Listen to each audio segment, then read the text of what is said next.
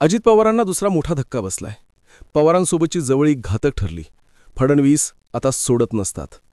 उपमुख्यमंत्री अजित पवार यांची चिरंजीव पार्थ पवार यांच्या कंपनीवर पुण्यातील जमीन खरेदीत घोटाळा केल्याचा आरोप होतोय. कालच या प्रकरणात तिघांवरती गुन्हे दाखल झाले. मात्र 99% अमेडिया कंपनीचे शेअर्स हे पार्थ पवार यांच्या नावावर असताना त्यांच्यावर गुन्हा दाखल न होता दिग्विजय पाटील यांच्या नावावर कंपनीचा फक्त 1% शेअर आहे, त्यांच्यावर पोलिसांनी गुन्हा दाखल केलाय. 99% शेअर्स पार्थ पवार यांच्या नावावर असताना देखील त्यांच्यावर गुन्हा दाखल न झाल्यानं अनेकांनी भुवया उंचवल्या. पार्थ पवार यांच्या कंपनीनं 1804 कोटींची जमीन ही अवघ्या 300 कोटीत खरेदी केल्याचा आरोप आहे. या प्रकरणात स्टॅम्प ड्युटी म्हणून फक्त 500 रुपये भरल्याचा दावा केला जातोय. या जमीन घोटाळा प्रकरणामध्ये पार्थ पवार यांचं नाव आलेले असतानाच उपमुख्यमंत्री अजित पवार यांच्या राजीनाम्याची मागणीही विरोधकांकडून होतीये.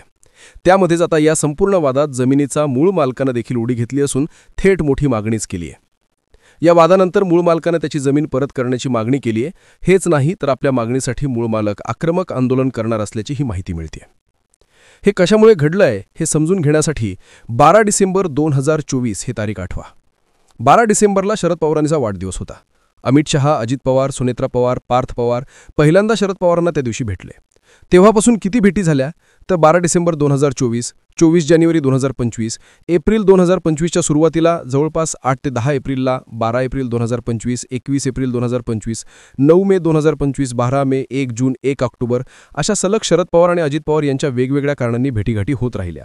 साखरपुड्याच्या कार्यक्रमानिमित्त सुद्धा शरद पवार आणि अजित पवार एकत्र आले होते. पण चला ती एक फॅमिली फंक्शन म्हणून बाजूला करूया. पण 12 डिसेंबर 2024 या शरद पवारांच्या वाढदिवसाच्या तारखेपासून तर आत्तापर्यंत वेगवेगळ्या कारणानिमित्तानं शरद पवार आणि अजित पवार भेटत होते. तुम्हाला काय वाटतं यावरती फडणवीसांचं लक्ष नव्हतं? मी आधीही म्हटलं होतं. असे अनेक प्रश्न आहेत ज्या प्रश्नांची उत्तर मिळत नाहीयेत. जिकडे 2022ला ठाकरेंचं पक्षचिन्ह काढून घेतल्यापासून 2025 पर्यंत जवळपास 2.5-3 वर्षांपासून उद्धव ठाकरे सुप्रीम कोर्टात सुनावणीसाठी तारखा मागतायत, तिकडे शरद पवार यांच्या पक्षाच्या कुठल्याही हालचाली पक्ष आणि चिन्ह मिळवण्यासाठी मिळत नाहीयेत. ही पहिली हिंक होती जी शरद पवारांनी अजित पवारांसोबत जुळवून घ्यायचं ही आपल्या कार्यकर्त्यांना दिली होती. दुसरी हिंट मिळाली ती म्हणजे शरद पवारांनी विधानसभा निवडणुकांआधी एक महत्त्वाचं वक्तव्य केलं होतं. आमच्या पक्षात एक असा गट आहे ज्या गटाला अजित पवारांसोबत जावं असं वाटतंय आणि एक गट त्या मतप्रवाहाच्या विरोधात आहे. आता इथून पुढचं जे काही निर्णय असेल ते सुप्रियानं ठरवावं, तिला केंद्रामध्ये सत्तेत बसायचंय की विरोधात बसायचंय. विधानसभा निवडणुकांच्या आधी शरद पवारांनी केलेलं हे स्टेटमेंट सांगत होतं की पवार पुन्हा एकदा अजित पवारांसोबत जाण्याची हिंट देत आहेत. मात्र लोकसभा निवडणुकीला मोठं यश मिळालं. ते यश मिळाल्यानंतर सगळेच भाबावले आणि पुन्हा युती होणार या चर्चा मागे पडल्या. सुप्रिया सुळे शेवटपर्यंत दादांसोबत जायचं की नाही या मुद्द्यावर बोलल्या नाहीत. कारण सुप्रिया सुळेंना माहिती होतं अजित पवारांसोबत जाणं म्हणजे पक्ष, चिन्ह, नेतृत्व आणि थोडक्यात आपलंही नेतृत्व अजित पवारांच्या हातात येणं. आणि सुप्रिया सुळे एवढ्या साधू संत नाहीत जे पक्षाने चिन्ह सहजासहजी अजित पवारांच्या हाती म्हणजे अख्ख्या पक्षाचं कंट्रोल अजित पवारांच्या हाती जाऊन देतील. शरद पवारांनी तेवढ्या हिंट दिली होती. त्याही वेळी फडणवीस हे जागेच होते.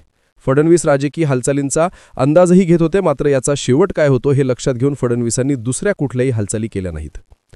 तिसरा ट्विस्ट तेव्हा आला ज्यावेळी आता स्थानिक स्वराज्य संस्थांच्या निवडणुकांमध्ये सूत्रांच्या हवाल्याने मिळालेल्या माहितीनुसार शरद पवारांनी सांगितलं की भाजपा सोडून कुणाशीही युती चालेल. इन शॉर्ट अजित पवारांसोबत तुम्ही युती करू शकता.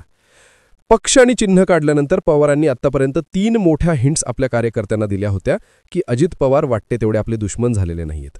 याला तुम्ही एक राजकीय खेळी समजा आणि जिथे मॅनेजमेंट करता येईल, जिथे सेटलमेंट करता येईल तिथे अजित पवारांसोबत तुम्ही करू शकता असे संकेत शरद पवारांनी दिले. आणि त्यामुळे एक घाव 2 तुकडे करण्याची वेळ आली होती. ती वेळ पार्थ पवारांच्या रूपानं साधली गेली. 1804 कोटीचा व्यवहार हा अवघ्या 300 कोटीत पार पडतो, ज्यावरती 500 रुपयाची स्टॅम्प ड्युटी भरली जाते.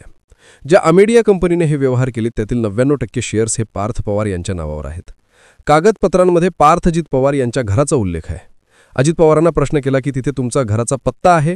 ते म्हणाले छे, तो माझ्या घराचा पत्ता नाही, तो पार्थ अजित पवार या नावाचा पत्ता आहे.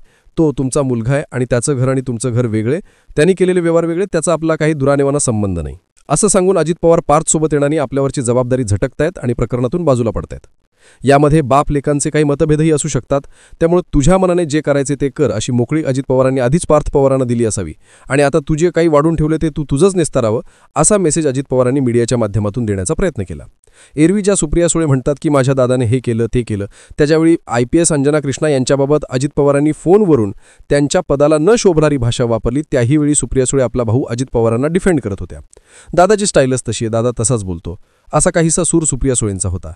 पण आत्तासुद्धा ज्यावेळी पार्थ पवार यांच्यावरती 300 कोटी रुपयांमध्ये जमीन खरेदी केल्याचा मोठा आरोप होतोय, विरोधक म्हणून आणि नैतिकता धरून याच गोष्टींची सरळ सरळ चौकशी व्हावी असं सुप्रिया सुळेंनी म्हणणं गरजेचं असताना सुप्रिया सुळे म्हणे माझं पार्थसोबत बोलणं झालं, पार्थ मला म्हणाला आत्या मी असं काहीच केलेलं नाही आणि मलाही असं वाटतं की खरंच काही केलं नसेल. रोहित पवार सुप्रिया सुळे ज्यावेळी फॅमिलीवर अटॅक होईल त्यावेळी त्यांना डिफेंड करतात. त्यावेळी त्यांची नैतिकता, राजकीय नीतिमत्ता या सगळ्या गोष्टींना मूतमती दिली जाते का, हा एक प्रश्न आहे. बरं, जे पार्थ पवारांसोबत घडते ते आधी एकनाथ खडक्यांसोबत घडलं होतं. त्यांना त्यांच्या पक्षाचा पदाचा राजीनामा द्यावा लागला होता. ते आता पार्थ पवारांच्या बाबत लागू होत नाही का? अजित पवार सांगतायत तू तुझं केलंस, तू तुझं निस्तार राव, पण 99% शेअर ज्या व्यक्तीच्या नावावर आहेत त्या व्यक्तीवर गुन्हे दाखल होत नाहीत आणि 1% शेअर ज्या व्यक्तीच्या नावावर आहेत त्यावरती गुन्हा दाखल होतो. म्हणजे अजित पवारांची अदृश्य शक्ती इथे काम करत नाहीये का? हा एक प्रश्न आहे. बरं, हे सगळं प्रकरण जसं उलटत आलं त्या मिनिटाला फडणवीसांची प्रतिक्रिया काय होतोय? चौकशीचे आदेश दिलेत. प्रकरण गंभीर आहे, तहसीलदार निलंबित केलाय. तहसीलदार म्हणतोय माझं या सगळ्या विषयामध्ये कुठे सहीच नाही तर माझं निलंबन का केलं? याचं उत्तर मला मिळालं. ठीक आहे, तहसीलदार गुतवला की गुंतला हा भाग दुसरा असला तरीही यावेळी फडणवीसांचा सूर असा नव्हता की प्रकरण आत्ता समजते, माहिती घेऊन आम्ही त्यावरती योग्य ती कारवाई करू, असं देवेंद्र फडणवीस म्हटले नाहीत. फडणवीस मानले माहिती घेतली आहे, योग्य ते कारवाईचे आदेश दिलेत, कुणालाही पाठीशी घातलं जाणार नाही. अजित पवारांचे सुपुत्र या विषयामध्ये आहेत आणि फडणवीस थोडंसंही सॉफ्ट कॉर्नर अजित पवारांसोबत दाखवत नाहीयेत. त्यालाच मी सांगतोय की पवारांसोबतची जवळीक घातक ठरली. अजित पवार जो शरद पवारांसोबत मिळून प्लॅन करू इच्छित होते किंवा असतील त्या सगळ्या मनसुब्यावर पाणी फिरलंय.